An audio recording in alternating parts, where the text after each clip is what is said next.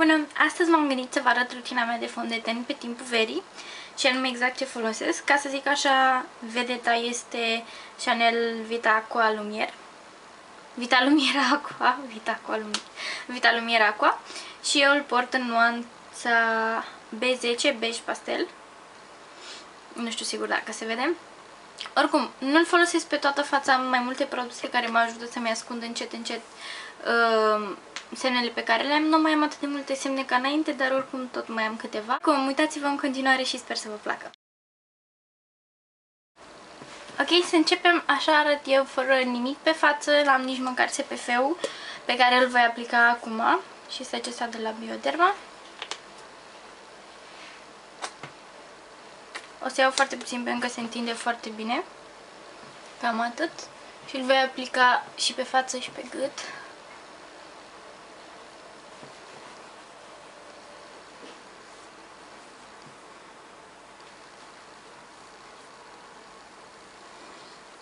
Și nu știu dacă pe cameră pare că îmi frec pielea, dar de fapt o ating foarte ușor. Încerc să nu o frec ca să nu se înroșească. Și dau în fiecare colțișor. Inclusiv pe pleoape.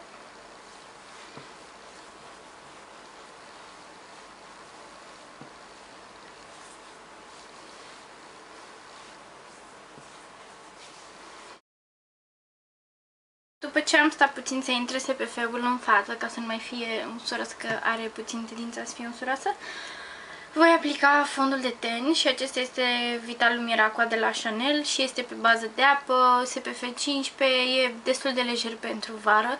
Dacă aveți fața foarte uleioasă, nu știu sigur dacă să vi-l recomand, poate cu o pudră. Și eu am fața uleioasă și îl folosesc cu o pudră și e foarte ok. Și se agită tocmai pentru că e pe bază de apă, trebuie agitat foarte bine.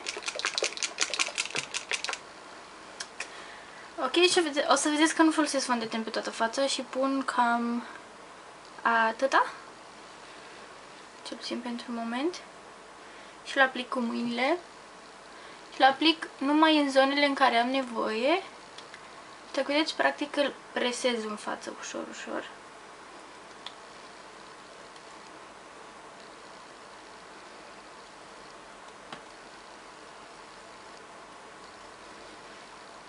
Și zona care eu am nevoie mai multă acoperire este zona aceasta.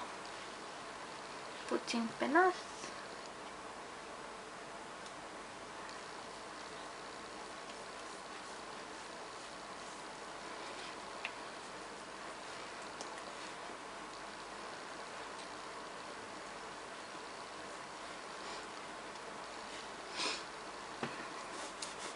Ok, nu știu dacă se vede. A acoperit puțin, adică a uniformizat tenul, nu are foarte mare acoperire și sincer nici nu mi-aș și dori, pentru că asta înseamnă că este un fond de ten destul de greoi. Acum voi lua un corector pentru cearcăne și voi folosi Erase Space de la Benefit, este nuanța 1 și iau foarte puțin pe deget.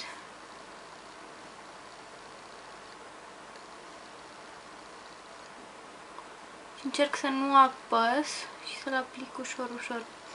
Și am observat cu produsul acesta că trebuie aplicat foarte puțin, că altfel se strânge sub ochi. Și îl am de ceva timp și dacă vedeți, nici măcar n-am ajuns la fund. Aș vrea să-l termin mai repede, pentru că aș vrea să-mi cumpăr altul. Am pus ochii pe unul, dar am zis că nu are rost să-l cumpăr până nu-l termin pe acesta. Mai ales că nu-mi place că se strânge sub ochi dacă folosești prea mult. Adică dacă nu folosești exact cantitatea perfectă, se strânge sub ochi și asta nu-mi place. Mai departe voi folosi un corector pentru, de exemplu, vedeți că aici am un punct roșu și am câteva semne. Bine, pe mine nu mă deranjează atât de mult să se vadă, că nu sunt atât de obsedată să îmi acopăr absolut tot. Până la urmă am piele și e normal să mai am și probleme cu ea sau anumite semne. Încerc să o egaliz cât de mult pot fără să o încarc. Și eu voi folosi MAC Pro Longwear, care nu-mi place că are pompiță, pentru că întotdeauna pierd produs, pentru că nu pot să scot exact cât am nevoie. Deci deja aici este mult prea mult pentru ce am eu nevoie. Și, mă rog, asta e foarte bun produsul, dar păcat cu pompița, că o să vedeți, uitați când am pus pe deget și o să vedeți cât acopăr cu el. Și la fel îl tapotez ușor, îl apăs pe piele. Și dacă îl lăsați 5 minute să se, să zic, instaleze în piele, nu aveți nicio problemă. Deci am puțină roșață.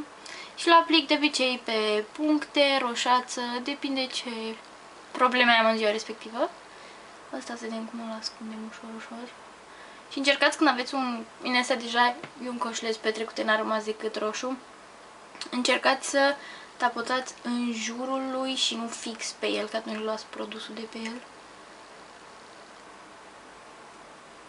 Ok, și acum îl las să se... Pe aici am roșață.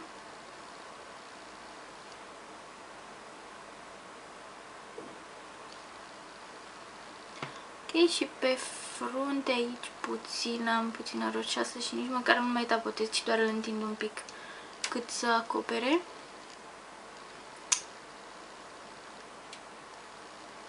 Mai am un pic aici. Și asta e tot, și după cum vedeți am rămas cu foarte mult produs. Și n-am ce face, chiar nu funcționează pompița, este foarte rigidă și nu pot să controlez cantitatea de produs. Deci, nu știu, nu-mi place chestia asta la el pentru că pierd foarte mult produs și e păcat de el. Și acum cu o pensulă ca aceasta, ca să iau ceva mai mult produs, voi lua Mineralized Skin Finish de la MAC în nuanța medium. Așa. Și voi lua cam atât pe pensulă și prima dată voi apăsa ușor sub ochi ca să așez corectorul.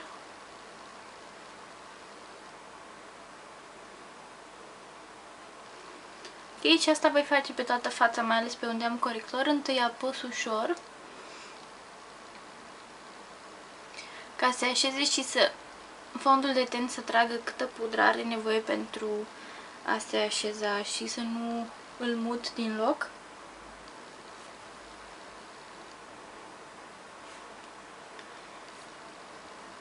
Pe frunte la fel.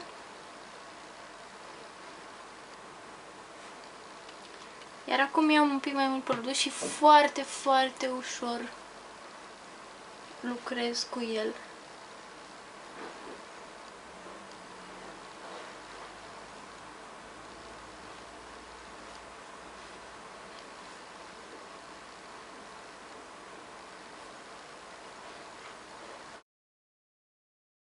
Voi lua cu o pensulă ca aceasta de blush, voi lua bronzerul acesta de la Rimmel și în ultimul timp, pentru că este un bronzer foarte, foarte subtil, dacă vedeți, nici nu știu, nici nu știu dacă se vede, aproape că nici nu se vede diferența între bronzerul ăsta și pielea mea.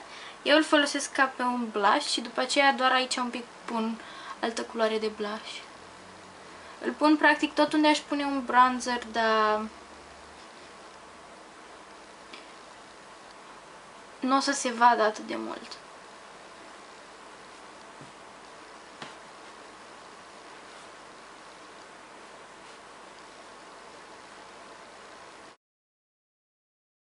Acum voi lua blush-ul meu preferat de la Flormar, nuanța pe 113, și voi lua foarte puțin pe pensulă și îl voi aplica, voi zâmbi și îl voi aplica exact aici, nu mai departe.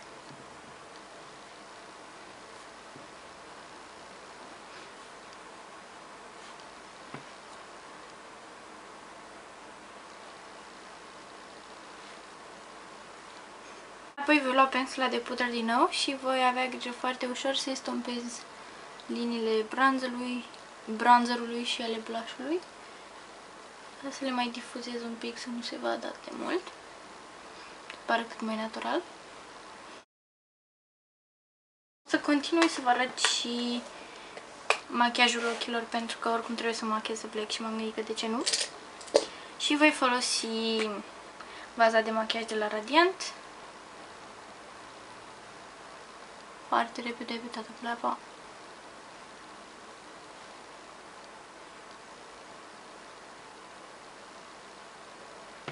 O să observați că de zi cu zi am un machiaj foarte, foarte simplu și nu folosesc cine știe ce. Din paleta Mocha Latte de la Avon voi lua această culoare cu o pensulă așa și o voi aplica pe toată pleava.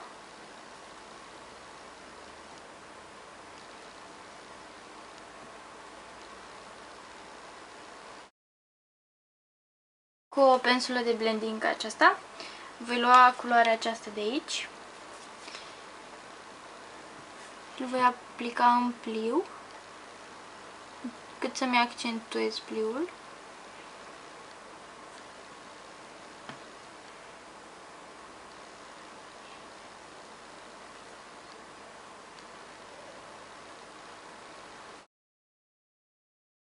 Voi aplica pur și simplu mascara.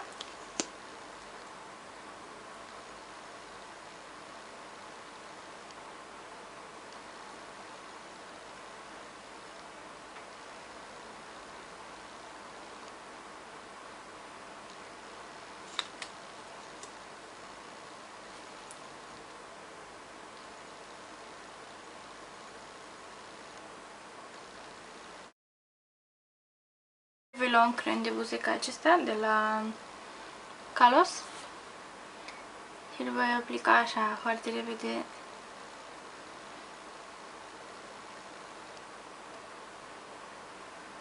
pe toată buza. Și practic este o culoare exact buzele mele, dar puțin mai intense, ca să zic așa. Și încerc să-l întind.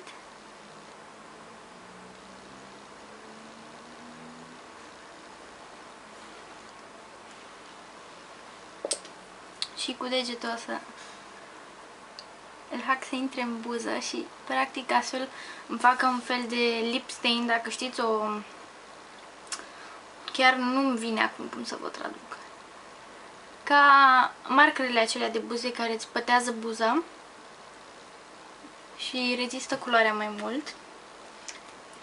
Și exact asta încerc eu acum să fac, să-mi reziste culoarea toată ziua fără să trebuiască să o reaplic. Și voi aplica foarte puțin gloss. Acesta, știți, este de la Sephora, nuanța Apricot Soufflé. Și voi aplica foarte, foarte puțin.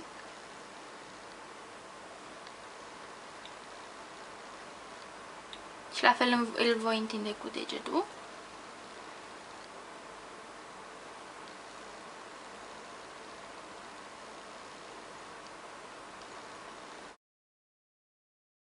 Acesta este lucru.